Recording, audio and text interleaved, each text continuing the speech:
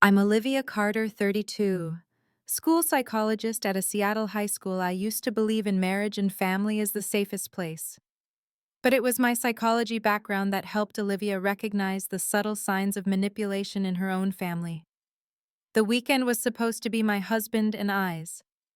Instead, on Saturday morning, I woke up to an empty house, the smell of cold coffee, and a note that read, "I'm taking Emily and the kids out for a little fun. Don't worry. Emily is my real sister, 27, with a smile as sweet as honey." When my husband drove her and my two kids out for a fun time, I began to understand there was more than just indifference. There was a secret that was quietly consuming my family. If you love real-life stories, chilling revenge, and dark family secrets, hit that subscribe button now. You're about to step into a world where the truth is far more terrifying than fiction. I woke to emptiness, not the gentle kind, the peaceful quiet after the kids have crept downstairs to watch cartoons, but the jarring, echoing stillness of a house that no longer remembers you. My hand reached across the bed, expecting warmth, the familiar weight of my husband's arm draped lazily over my waist. Cold sheets, no Mark. I blinked against the soft gray light seeping through the curtains, the quiet buzzing in my ears growing louder as my heartbeat quickened. Something was wrong. Something was missing. Something was already stolen before I even opened my eyes. That was when I noticed the folded paper on his pillow, a sticky note, a yellow square of cowardice. I sat up quickly, pulse tightening, and peeled it open. "Liv, I'm taking Emily and the kids out for the day. You need rest. We'll be back later." My vision blurred for a second, not from tears, but from anger so sharp it felt medicinal, clarifying. I whispered the grounding word that had become my private ritual. Truth. The air didn't shift. The walls didn't answer.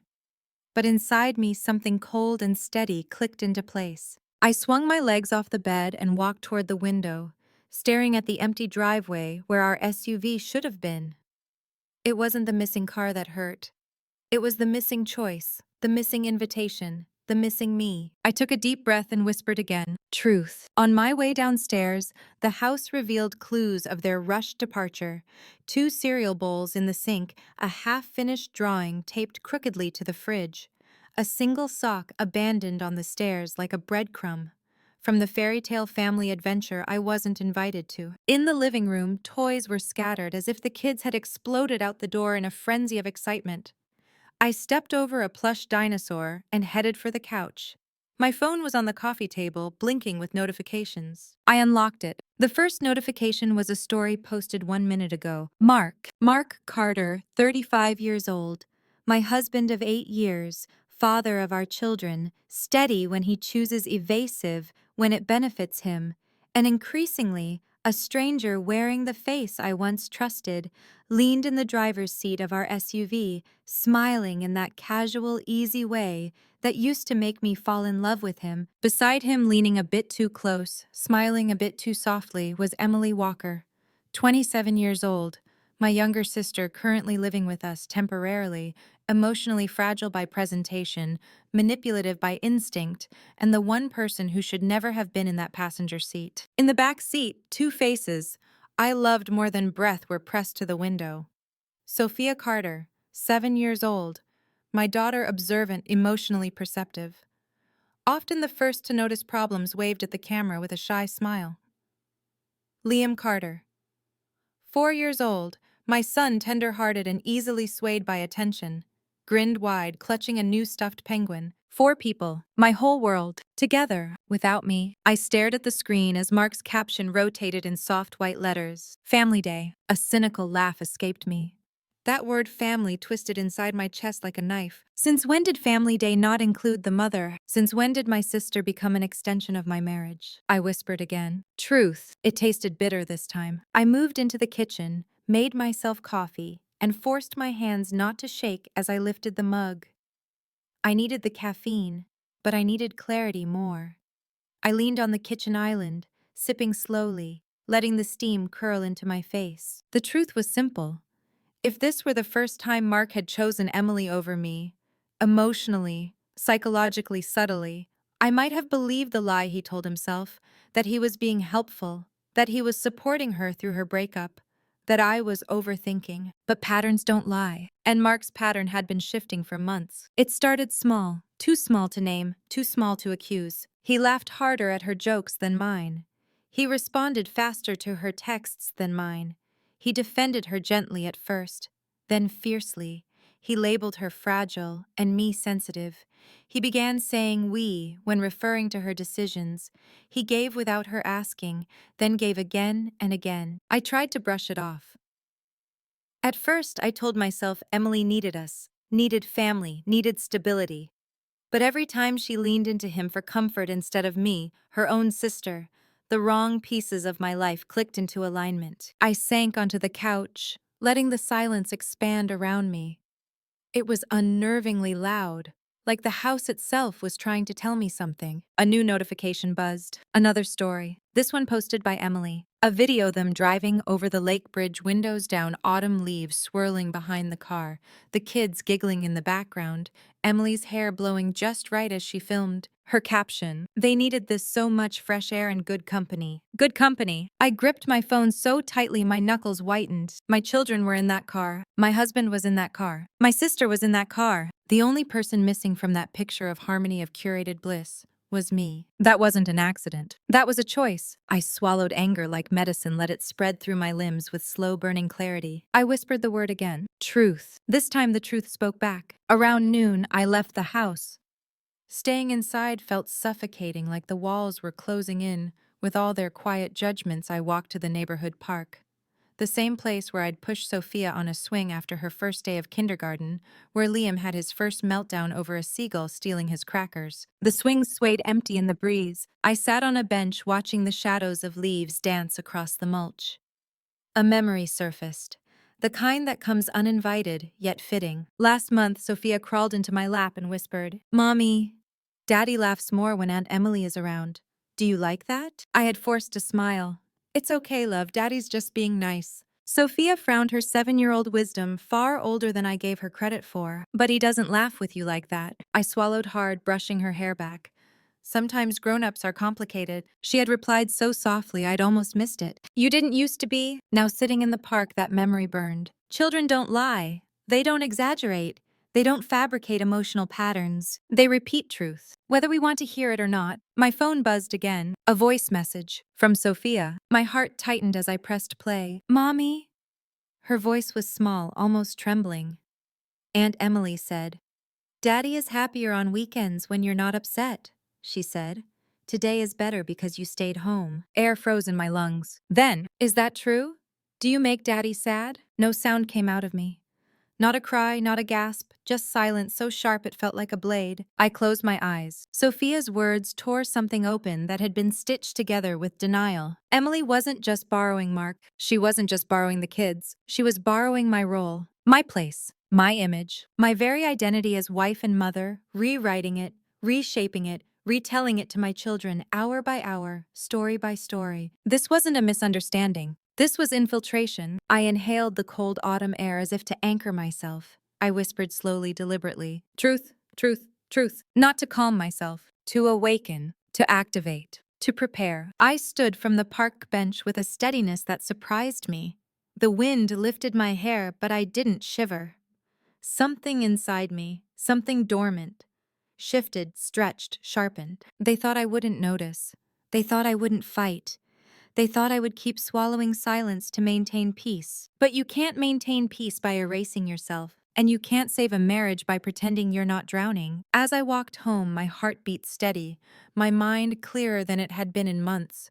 One truth crystallized beneath everything. This weekend wasn't an act of kindness. It was a message, a warning, a demonstration of what life without me looked like for them. But they hadn't planned for the other possibility. What life without them might look like for me. I whispered the final word of the day as I approached the front door. Awaken. And for the first time in a long time, I did. I didn't confront anyone when they returned that evening. I didn't yell, I didn't question, I didn't demand explanations or ask where they'd been or why they'd gone. No, I smiled. A small, controlled, clinical smile.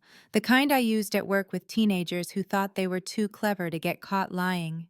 A smile that said, "I see you, I hear you, but I won't warn you that I've noticed." Mark didn't notice the difference. Emily did. I saw her eyes flicker with a small, nervous recognition when she stepped through the door, still wearing that soft glow of a woman who believes she belongs where she shouldn't. Sophia rushed to me holding a balloon shaped like a panda. Liam threw himself into my arms. But Mark walked in behind them, carrying a bag of snacks he didn't bother to hide. We grabbed some stuff for the kids, he said, kissing the top of Sophia's head. Emily stood behind him, adjusting her hair. Cheeks flushed from the kind of joy people feel when they've had the day they wanted, not the day they deserved. You should have come live, she said. Her voice was careful this time, measured. I held my smile. Yes, I should have. Her jaw tightened, just a slight muscle twitch, but I saw it. I saw everything now. I whispered softly to myself, hidden by the kids' chatter. Listen. And I did. After dinner, Mark went upstairs to bathe Liam while Emily helped Sophia brush her hair.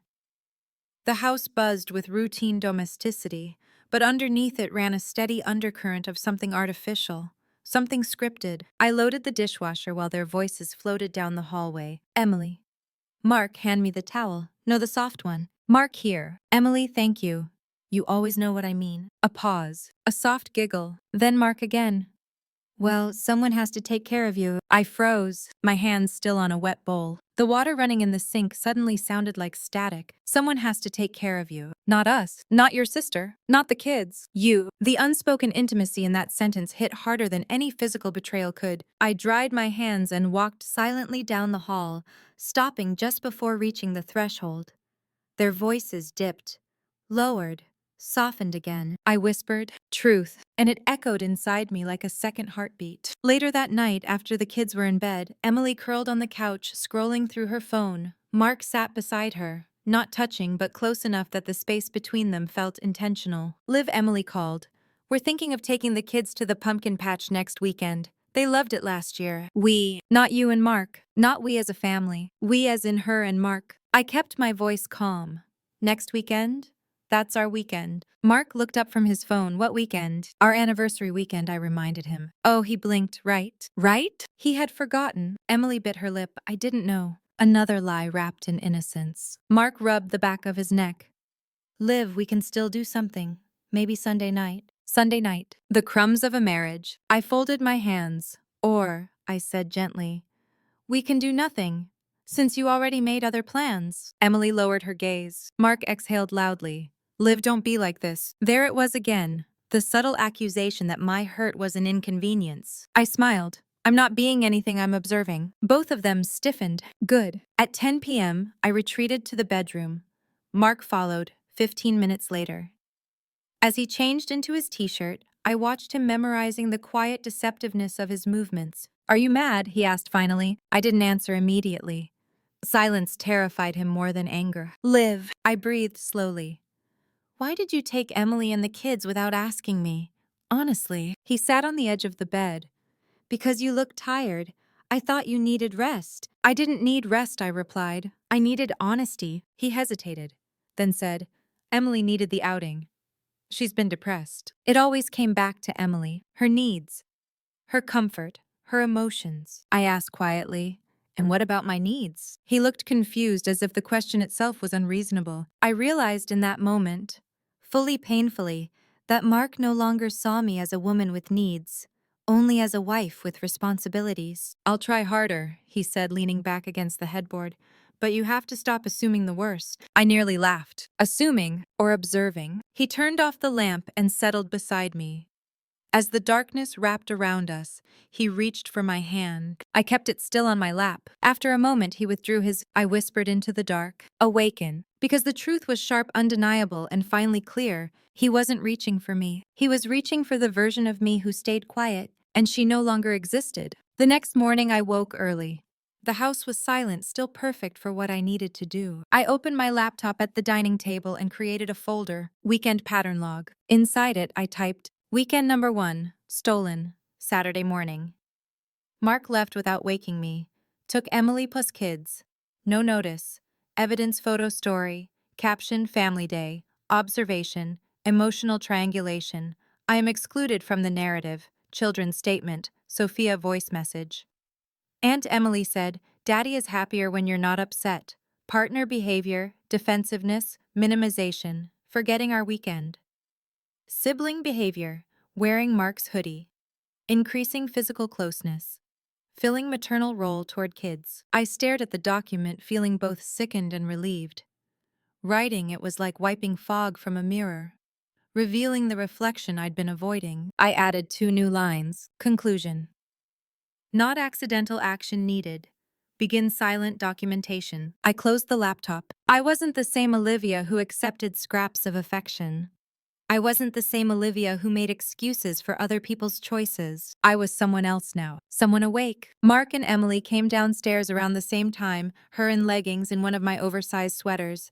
Him in jeans, hair messy expression, soft and unbothered. Morning, Emily said too brightly. Morning, Mark echoed, grabbing a mug. I smiled at both of them. A smile so calm, so gentle it should have scared them. It didn't. Not yet. They thought the quiet meant surrender, but they didn't understand that silence can also be strategy. I whispered quietly, almost inaudibly. Clarity. Then I looked up and said, "Let's have a good week." Both of them visibly relaxed. Neither of them realized what I truly meant. A good week meant observation, documentation, evidence, preparation. Because the next time Mark tried to use our weekend for Emily, there would be consequences. Not loud ones, not messy ones, not emotional ones. Legal ones, irreversible ones. Boundaries sharp enough to cut. I wasn't disappearing anymore. I was gathering, watching, preparing. And this time, I wouldn't be the one caught off guard.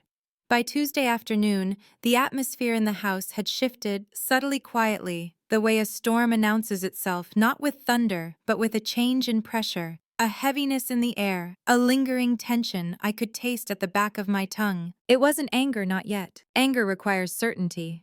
What I had now was something far more dangerous. Suspicion supported by patterns. I watched the patterns. I watched everything. I came home from work earlier than usual. The sun hung low over the neighborhood, painting the houses in soft orange light. From outside my front door, I could already hear the voices. The laughter, Mark's deep, warm laugh, Emily's lighter, breathy one. I paused with my hand on the doorknob. A part of me considered staying outside a little longer, but avoidance wasn't a strategy. Observation was. I unlocked the door and stepped inside. My breath stilled. There they were, on the living room floor with my children, playing a board game. Their legs stretched out casually, leaning close, creating an image that would look perfectly innocent to anyone who wasn't paying attention. But I paid attention now, always. Mommy, Liam shouted, running toward me and slamming against my legs with a hug. I hugged him back tightly, inhaling the simple, sweet smell of crayons and fruit snacks. Hi, love. Sophia looked up from the board game. Mommy, Aunt Emily taught us a new game. I forced a smile. Did she? Emily met my eyes only briefly. Too briefly. Her smile didn't reach her eyes this time. Good. She felt something shifting, too. Mark stood and brushed off his jeans. "You're home early," he said, walking toward me with guarded ease. "Just wanted to beat traffic," I replied, taking off my coat. Mark's eyes flicked to Emily for a second, small, fast, but visible. A silent check-in. A micro-expression of alignment. I didn't miss it. They didn't realize I was done missing things. After dinner, I pulled Sophia aside while Liam was occupied with toy cars. I sat on the couch and patted the cushion next to me. "Can we talk for a minute?" I asked. Sophia climbed up beside me, her little legs folding neatly underneath her.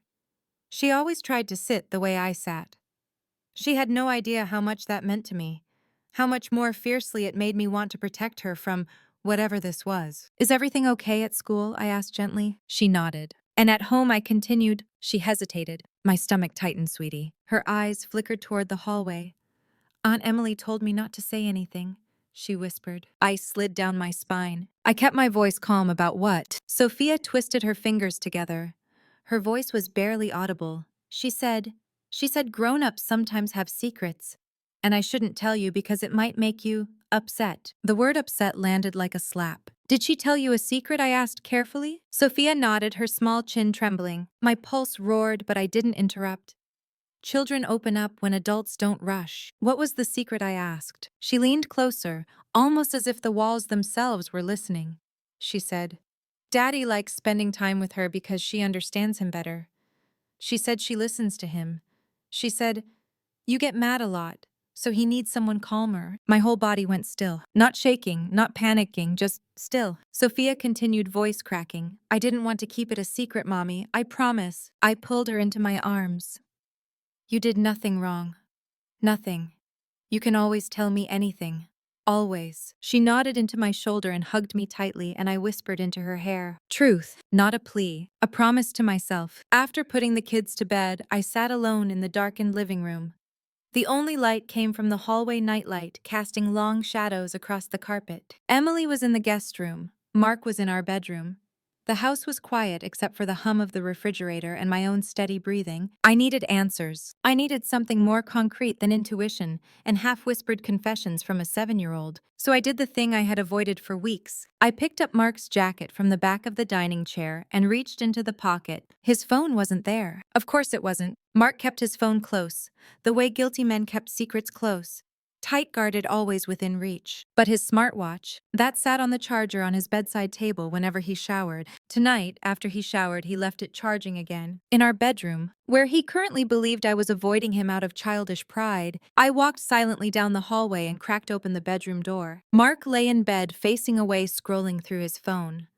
Light from the screen illuminated his cheekbone, and I watched the familiar way his eyebrows pulled together when he was reading something intensely. A message, a conversation, a private joke. The shadows didn't say, but the smartwatch sitting on the nightstand did. He didn't hear me enter. Mark had always been a deep scroller, unaware of the world when technology glowed in his hands. I crossed to the nightstand, softly lifted the watch free from the charger, and slipped out again. I closed the door with the gentleness of a surgeon. In the living room again, I synced the watch to its preview mode. Messages, call logs, notifications. My heart raced.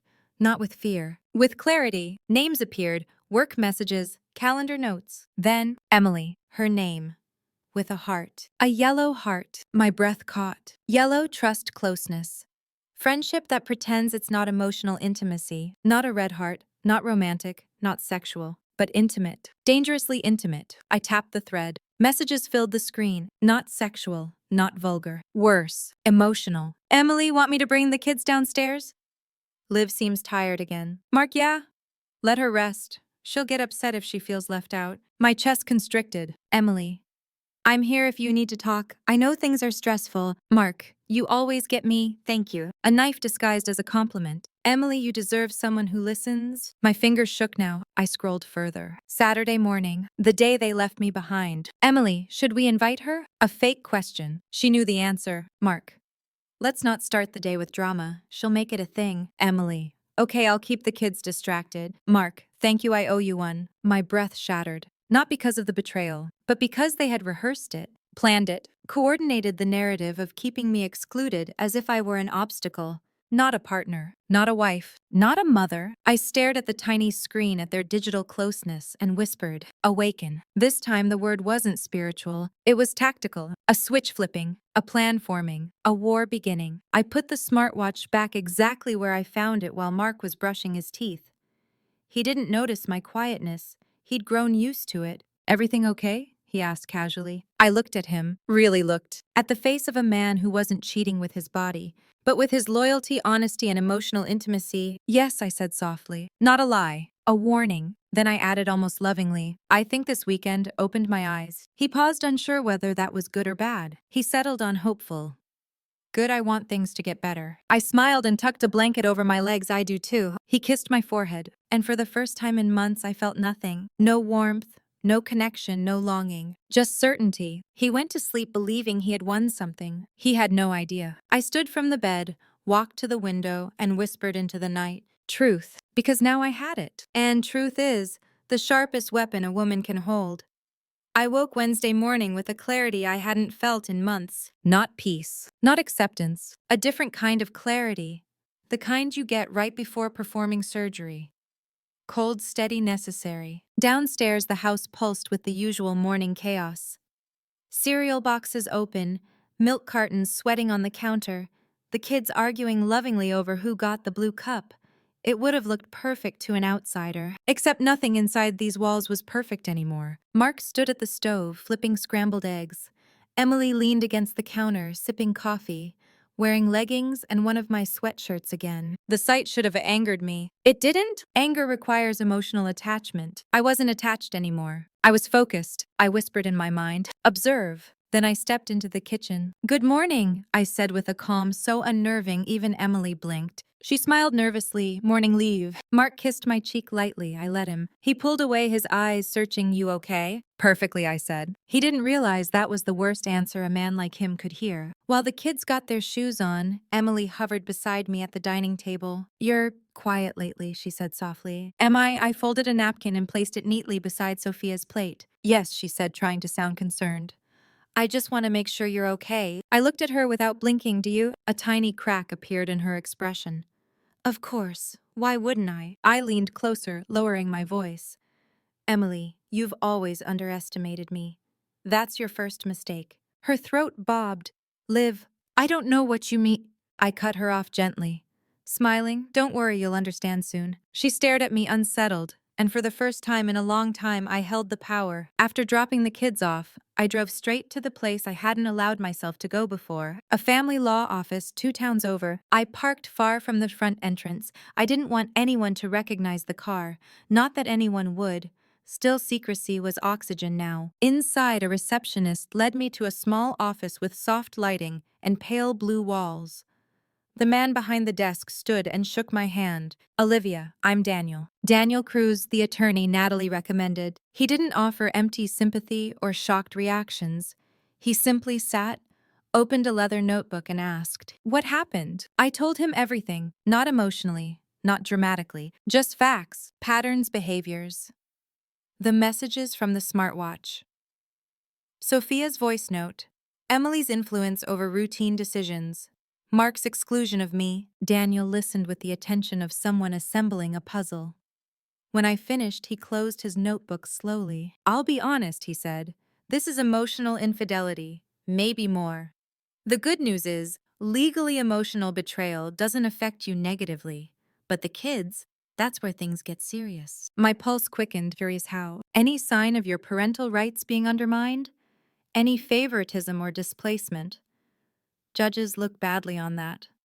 Especially when a third party, your sister in this case, is taking on a parental role without consent. I exhaled. Daniel continued. If this continues, you could file for temporary custody adjustments. I blinked. Temporary custody already. You're not filing anything yet, Daniel said calmly. You're preparing. And you're smart to prepare early. I leaned back in the chair. What do I need to do? He listed it plainly. Document everything. Dates, patterns, screenshots, statements from children. Track financial inconsistencies. Joint accounts. Missing funds. Avoid confrontation. Don't warn him you're noticing. Stay calm and consistent in front of the kids. Begin separating your finances quietly. Gather evidence of any inappropriate emotional alignment between Mark and Emily. I nodded, absorbing each instruction like a student preparing for an exam, one I intended to ace. When I stood to leave, Daniel added, Olivia, yes, whatever's happening, you're not imagining it. Men who triangulate their wives with another woman usually escalate. Sometimes slowly, sometimes quickly. Be ready for either. A quiet shiver ran under my skin. I will, I said, and I meant it. That afternoon, I picked the kids up from school alone. No Emily, no Mark. The silence in the car was warm, safe, the kind of silence I didn't fear. At home, the kids played in the living room while I prepared dinner.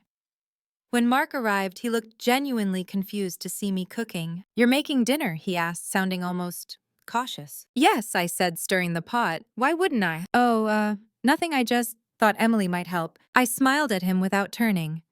Emily has helped enough. He didn't know what that meant, but he felt it. His confusion tasted like the first drop of rain before a storm. After dinner, while the kids built pillow forts, Emily approached me. Hey, can we talk? She asked softly. Of course, I said, wiping the counter. She twisted her fingers, nervous. I just feel like you're mad at me. Mad? I tilted my head. No, I'm aware. That's different. She blinked rapidly, aware of what? Patterns, I said, dynamics, shifts. Her breathing hitched. Good. She whispered, Liv, I would never hurt you. That's the thing about hurt, Emily, I said softly. People rarely see themselves doing it. She swallowed. Are you accusing me of something? No, I said, I'm reminding you that I'm not blind. Before she could reply, I added, you should spend less time with Mark. Her face drained. Why? Because I won't ask again. Her eyes widened like a guilty child. Then she forced a laugh. You're reading into things. I leaned in close enough for her to feel my breath. Am I? She froze. I walked away. Later that night, after everyone had gone to bed, I opened my laptop and added new entries to my documentation folders. Wednesday. Evidence log. Observed intimate proximity between Mark and Emily during morning routine. Emily wearing my clothes again. Direct statements from Sophia indicating Emily's manipulative narrative. Emotional intimacy documented from smartwatch messages. Attorney consultation completed. Legal strategy begun. Set boundary with Emily. Observed fear response. I typed the last line with steady fingers. She knows I know good. I closed the laptop, stood, and went to the window. Outside, the street was dark except for a few porch lights glowing faintly. A dog barked somewhere in the distance. I whispered into the glass. Prepare, not to comfort myself, but to declare what came next. This wasn't the beginning of a confrontation. It was the beginning of a dismantling. Careful, measured, silent. They had written a story where I faded into the background. They had no idea. I was the one holding the pen now. If this story gave you chills, don't forget to like, share, and subscribe. There are countless real-life betrayals, twists, and revenge stories waiting for you in the next episodes. I used to think endings happened with noise doors, slamming voices, rising plates breaking. But real endings don't sound like that at all. Real endings arrive in silence, in recognition, in clarity. In the moment, a woman finally decides her suffering is no longer a secret. That moment came on Saturday, our second stolen weekend, the weekend. Mark assumed I would sit quietly while he repeated the same choreography, choosing Emily, choosing convenience, choosing the path that required the least honesty. But I wasn't the same Olivia anymore, and this wasn't the same weekend. Saturday morning began normally, almost deceptively so. The kids ate pancakes. Mark checked his phone. Emily floated around the kitchen pretending she belonged there. But beneath the quiet domestic hum, tension pulsed like a storm cloud. At 10 a.m., Mark casually announced, "We're thinking of taking the kids to the pumpkin patch." As if I were a visitor in my own life. I wiped my hands on a towel. "Are you now?" Mark nodded. "Yeah, Emily thinks it'd be fun. The kids want to go." I looked at him, really looked. His eyes didn't hold guilt or affection or even acknowledgement, just assumption. Assumption that I would let this happen again. "Marco," I said quietly, "today is our anniversary weekend." He blinked blankly, stupidly, as if hearing it for the very first time. "Oh, right, sorry." He waved a dismissive hand. "We can still do something tomorrow, dinner maybe? Or we can just celebrate later." Celebrate later. The phrase dropped like poison. Emily's shoulders stiffened. She sensed the shift. She watched my face too closely. She was waiting for the old version of me to apologize, to shrink, to make room for her. I didn't. Instead, I asked calmly, "And did you plan to invite me to the pumpkin patch?" Mark faltered. "Well, we thought you might want to rest." Again, I said rest. Emily spoke up too quickly. "Liv, it's really not a big deal." I turned to her, my voice sharp as glass. "Don't finish that sentence." She shut her mouth. "Good." Mark frowned. "Liv, you're making this weird." "No," I said, "I'm naming what's already weird." Silence cracked across the kitchen like lightning. The kids glanced toward us, confused by the sudden stillness. I softened my face and smiled at them. "It's okay," I said gently. "Finish breakfast." Then I looked back at Mark, at Emily, at the two people who had mistaken my quiet for weakness. "You're not taking the kids today," I said calmly. "Not without me." Mark's expression hardened. "What?" "You heard me," I said. "You can't tell me when I can or can't take my own children," he snapped. I held his gaze. "I'm not telling you, I'm informing you." "Liv," he warned. I reached for my laptop on the counter, opened the folder labeled Truth, and slid it toward him. "Sit," I said. Mark hesitated, but something in my voice, something unshakable, made him obey. Emily stood frozen beside the fridge. One by one, I opened the files, screenshots of his messages, records of financial inconsistencies, logs of dates, statements from the children, the smartwatch threads. I did not raise my voice. I did not cry. I did not tremble. I presented the truth like a case file. "Olivia, stop," Mark muttered, reaching for the laptop. I pulled it back. "No, you don't get to silence me anymore." His jaw clenched. "You're twisting it. Those messages aren't what you think." "Then enlighten me," I said. "Tell me exactly what it means when you say Emily understands you better. Explain why you and she decided together when I should rest, when I should be excluded, when my own children should be taken out without me. His mouth opened, but nothing came out. I nodded. That's what I thought. Emily stepped forward. Liv, please. This is getting out of hand. I turned on her. You told my daughter that Mark is happier when I'm not around. You told her not to tell me. Do you deny it? She froze, color draining from her face. I didn't mean. You did. My voice cut like ice. And you involved my child in your emotional games. That alone ends any illusion that you're harmless. Tears welled in her eyes, Liv. I don't want to lose you. You lost me the moment you tried to replace me. She gasped softly. Mark stared at me, something dark flickering behind his eyes, panic, guilt realization. Where is all this going? He asked, voice low. I opened my bag and placed a sealed envelope on the table. My conversation with the family attorney. I said plainly, I know my rights. I know what emotional triangulation is. I know how courts respond when one parent allows a third party to act like a co-parent without consent. Mark went white. You talked to a lawyer? Yes. Jesus, Liv. No, I interrupted. Not Jesus, not drama, not exaggeration, just consequences. The room went dead silent. Even the refrigerator hum felt afraid. Sophia's small voice broke the stillness, Mommy. I turned instantly. She stood near the doorway holding her stuffed panda. Liam peeked from behind her. I took a breath, knelt down, and opened my arms. They ran into me. I held them close, pressing my face into their hair. Everything is okay, I whispered. Mommy's here. Then I looked up at Mark and Emily, the two people who had underestimated me most. You will not use my children against me, I said. Mark swallowed hard, Liv. No one is trying to take them. No, I agreed because I won't allow it. Emily wiped her eyes. I never wanted to hurt anyone. Yes, I said you did. Her breath hitched. You wanted a place, I continued. And you thought pushing me out would make space for you. You miscalculated. Mark stepped forward slowly, guilt finally settling into his features. Liv, I'm sorry. I swear I didn't realize how far this had gone. I thought I was helping Emily.